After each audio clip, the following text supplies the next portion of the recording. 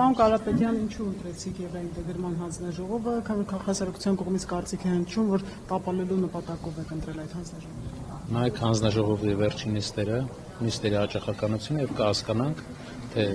երբ է այդ հանձնաժողովը պարապուրտի մատնված եղել։ Այս վերջի 5 տարվա ընթացքում գրեթե պարապուրտ է եղել հանձնաժողովը, տարին 1-2 անգամ է հանդիպել, եթե հանդիպել է։ Մենք ակտիվացնելու ենք աշխատանքային process-ը, նաև մեր հանրությանն էլ ցույց ենք տալուս, որ իրական դիվերսիֆիկացիա ենք ուզում բերենք։ Ինչ է նշանակում իրական դիվերսիֆիկացիա։ Իրապես Եվրոպայի հետ առևտրաշրջանառության աճ, եվրոպական ինստիտուտների տեղայնացում, ակտիվ աշխատացնելու ենք, որ ժողովուրդն էլ տեսնի, որ իրենց ասած են, որ մենք մի կողմի ընդամենը հետ հարաբերությունների լավարկման կողմնակիցն ենք, դա սխալ է։ Մենք տեսնում ենք, որ Հայաստանը պետք է ունենա մի քանի գործընկեր, որ տնտեսությունը կայուն լինի։ Այդ իսկ պատճառով դուք կտեսնեք, թե ինչ տեմպով ենք մենք աշխատացնելու այդ հանձնաժողովը։ Այո, կա։ Այս պայթրությամբ չէ, ամենայն հավանականությամբ վաղն է լինելու, վաղը ձեզ կներկայացնեմ։ Մարտավարություն կա հիմա չլինելու, ինչով եք առաջնորդվել, որ ընտրելու։ Ընդհանրապես հանձնաժողովի անդամները ինստիտուցիոնալ աշխատանքի փորձ իրենց ներկայությունը պետքա օգնի նաև եվրոպական հարթակներում պետքա օգնի մեզ մեր ազգային հարցերը առաջ քաշելու համար եւ նաև ամենօրյա իրենք մարդիկ ովքեր պատրաստ են ամենօրյա աշխատանք անեն այդ հանձնաժողովը ակտիվացնեն վերջապես այսինքն որ Եվրոպայի հետ նախ դատական համակարգի աշխատանքը լավանա, որ դատական համակարգը տխուր վիճակը չլինի, այլ ինստիտուտների հարցը, առևտրաշրջանառությունը լավանա։ Մենք անունը դնում ենք, որ իբր երկիրը Եվրոպամետ ուղղություն,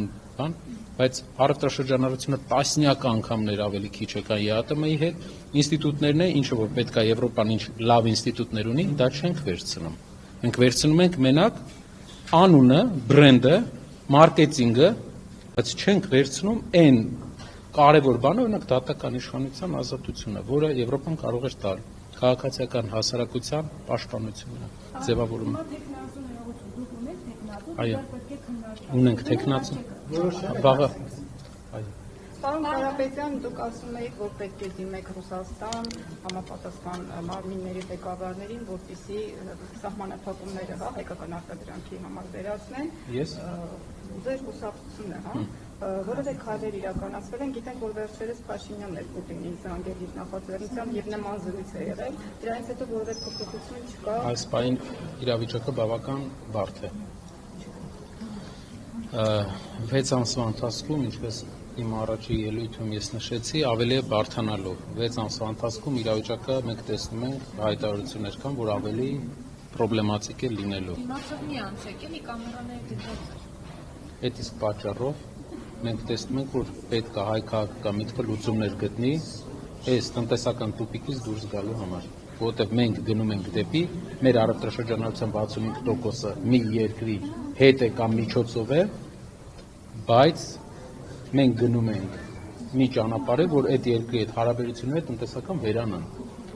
Այն դեպքում, եթե հիշում եք, երբ որ մենք Եվրոպական միության հետ ունենք նորմալ տնտեսական փոխգործակցություն, արտանում ունենք, Ֆրանսիայի հետ արտանումը 8 տարվա ընթացքում անկում էր ապրել 10-15%-ով։ Անկում։ Քարոզարշավի ժամանակ ասում էր ընդդիմությունը ուրախանում է, որ Հայաստանը այսպիսի խնդիրների առաջ է կանգնում։ Ինչ պատասխանեցիք, քննարկումներ գնում են դիմել եք արդեն ռուսական կողմին։ Իրավիճակը ներկայացրեցի, որ իրավիճակը բարդ է, դուք կարող եք տեսնել իրավիճակի բարդությունը, ինչ վերաբերում է ավելի ինֆորմացիայի հետ կապված, մենք կարծում ենք, որ հայ քաղաքական միտքը պետք է պատրաստ լինի, ունենանք իրավասությունների դաշտով աշխատենք այդ ուղղությամբ։ Ինչ մակարդակով եք այդ քննարկումը պատրաստվում իրականացնել, ինչ շրջանակների հետ սահմանափակումները վերացնելու հետ կապված։ Զուտ պատգամավորական խմբերի թե գործադիր Պարլամենտարիզմի հիմնական տրամաբանության մեջ, այո։